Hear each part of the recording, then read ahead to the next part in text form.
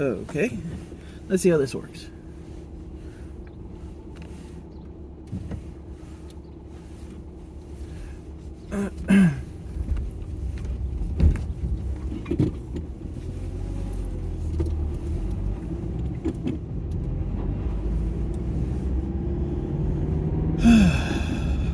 So, computers, huh? Those are weird.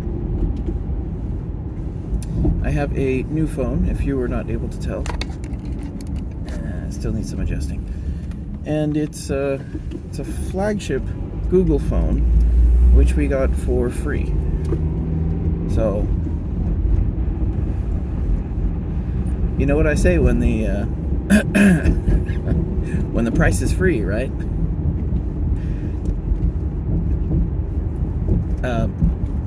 So there's a few thoughts I had on it.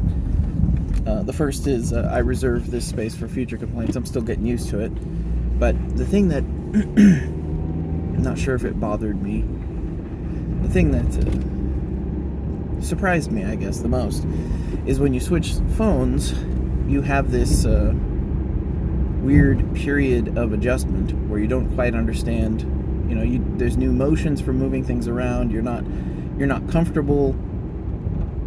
And I realized that the feeling equated to like rebuilding muscle control. And you kind of are. You're doing this. You're relearning how to use your digital appendage. And I don't like that term, but it is an accurate term. And that was the first thought that came to my mind when I was struggling through it. Like, this is difficult, but you know, in a week or so, it's going to be second nature. And it's going to be second nature because you're going to learn the muscle memory of how to operate the phone, how to operate your digital appendage, which you use to reach into your sub-brain here, which stores data for you and has perfect memory of photographs and video and all that. These are non-trivial things. And, you know, extends your hearing, essentially. If you want to be able to hear music, you open up YouTube, you click on something, and now you're hearing music that existed several years ago in some far, far away place, but you're hearing it with your ears. This is an augmentation. This is what I was talking about with that the cyborgism cell phone thingy. That's not what I called it at all, but I'll put the link in the description. So you have this digital appendage that you are that you're operating with your digits, and you're using it to extend your senses, essentially. And this is my what can a computer do type of thesis. Is all we're doing is extending our senses. We're extending our eyes to see things that we can't see far away, or even wavelengths we can't see. We're extending our ears to be able to hear things that are far away. And from a stranger perspective, I guess you could say, in virtual reality or in a type of in a game world, we can extend our presence almost. You know, if it's a good game, if it's an immersive game, you're living the game. You project yourself into the character, the protagonist of the game.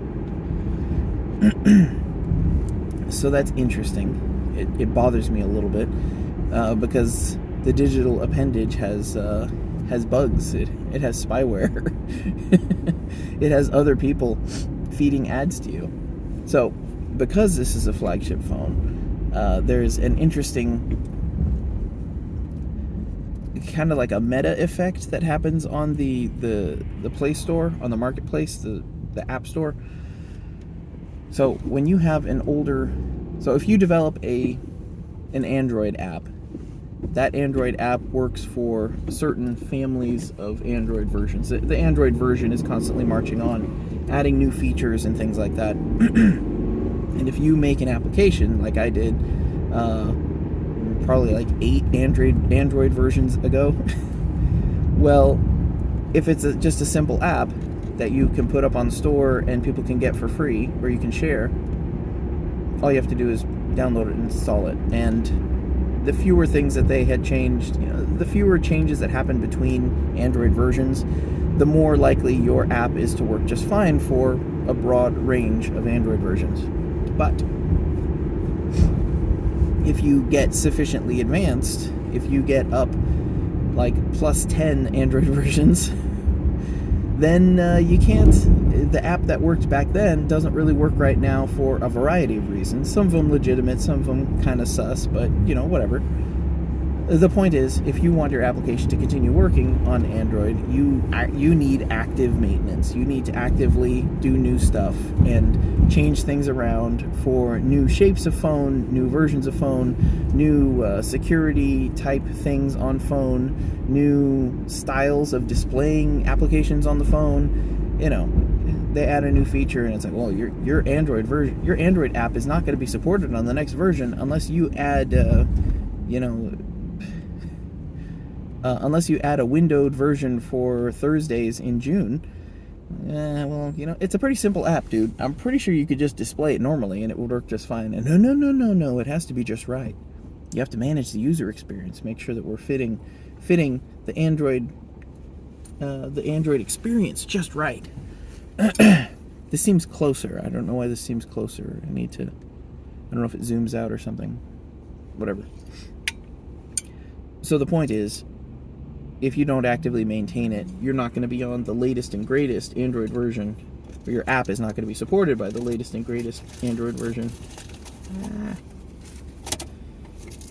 And then if you buy a phone that's on the latest and greatest Android version, surprise, you just managed to get yourself a severely limited view of applications. So you have this meta of the applications that are available are the applications that are maintained actively, very actively maintained by whoever the developers are. So all that becomes available to you, there's very specific things that are available that are not available.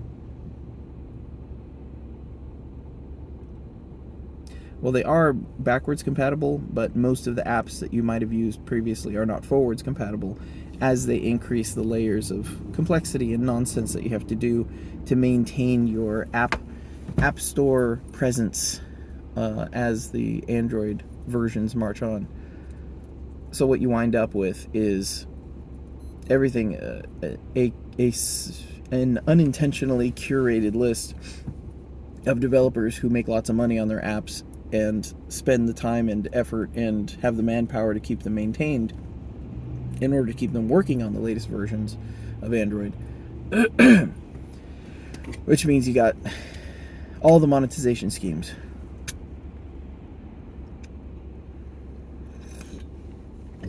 And it kind of stinks. Plus, on this flagship version with it's a pretty significant CPU upgrade. So everything is smoother and crisper and faster, including the ad delivery. The ad delivery that's the most important part. Actually, on my previous phone, there were many instances where ads would fail to load just because the phone was busy. So it would try to go to an ad, and then it would kind of lock up, and then it would give me the bypass ad button, the close the ad X button. It would come up earlier than normal, I think, because I couldn't load it. And I would hit that and move on. So not for me anymore. I get crisp 4K HD ad delivery pre-downloaded to my phone, I'm sure. So there's a lot of little helper things that are annoying and need to be removed. As much as I'm someone who will take a new feature with a grain of salt and maybe even struggle through it for a while in order to see if it does actually have an application, if I do actually like it. Not for the phone. The phone, right on time, Luke Smith had a video about cell phones. And of course he's right. He's been right the entire time. But he worded it he worded it a very well way. Wow. I'm just words with words today. He worded it very well. He phrased it very well. He said the phone is a consumer device. It is not a producer device. And there are minor caveats. But he also couched that in the if you have a laptop or a computer, if you have any type of full computer experience that isn't a cell phone running applications, then you are 90 times more efficient. Like, you can muddle through on a cell phone, but you're not getting a computing experience, not even close. So with that in mind, I've been keeping close track over what I install on this new shiny exciting phone, and what features I make use of. And for the most part, he's right. It's designed to, I've talked about this before, it's designed to, it's designed to limit your experience in order to sell you things. And very much so. The YouTube app is fully updated, and all the ad breakage that occurred previously is no longer the case. So I get all those crisply delivered ads.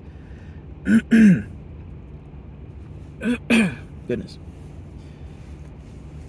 And then the mini player drops down into the corner when you try to close it, and I was like, oh, cool, that's kind of cool. And then we were listening to music later on and trying to get the mini player to pop up, and it wouldn't do it. It's like, well, that's kind of weird. Is it stuck? Is it broken? Well, come to find out, the new YouTube app decides whether or not the music you're listening to is, the video you're listening to is music. And if it classifies it as music, it does not allow you to play it in the background, essentially, to put it in that mini player so that you can multitask and do something else. And you might have already been able to guess why, because they sell that as a service. Now, I'm sending you a stream of data. What would you like to do with it? I would like to do this. No, you can't do that with it. Your computer needs to not do that with our stream of data, okay? It can do it with this stream of data, but not that stream of data. It's pretty hilarious. So, of course, it is still... This is what's weird about it, is we're still riding the line here. Like, we still have applications that are like obviously abusive. They're like, no, you're not allowed to do that because send me money. And if you try to get around it, we'll just close the app and you'll have to start over. It'll put you in loops. But there are other applications that are like, yeah, please don't do that. And if you push a little bit, you can kind of get it to do that. There's other things like, if you open up, so if the video is classified as music, you can't put it in a mini player. However, if you open up Firefox, which, by the way, Firefox is a fantastic experience, I don't feel too keen about Brave for some reason. I'm not happy about Firefox, but I'm less happy about Brave, and I'm not quite sure why. But if you open up Firefox with all that computing power, you now have a very close to desktop browsing experience. It's very impressive. Which means with Firefox, you can browse to YouTube, open up any type of video you want, including one that the YouTube app might classify as music, set it to full screen, and then try to hit the home button, and it will it'll go into a mini player. But it's a different kind of mini player. You're playing that stream of data that it doesn't want you to play in a mini player through another application, and then you're playing that application through a mini player. So these are the games that we're playing in order to get something that we should have had from the beginning. I'm going to serve you this stream of data, but you better not do this with it.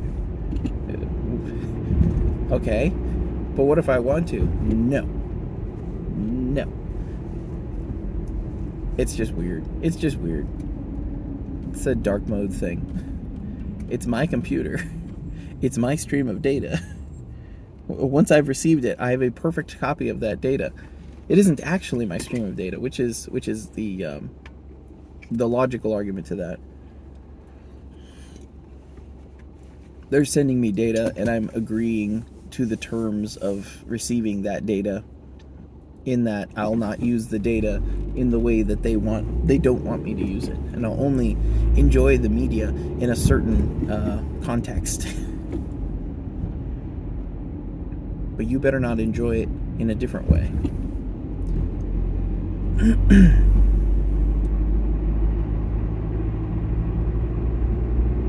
Also, when you watch movies, after you're done watching the movie, you better not think about the movie again and imagine those scenes in your head, okay? And not only that, there's people who have perfect recall. They could watch the entire movie in their head just by closing their eyes.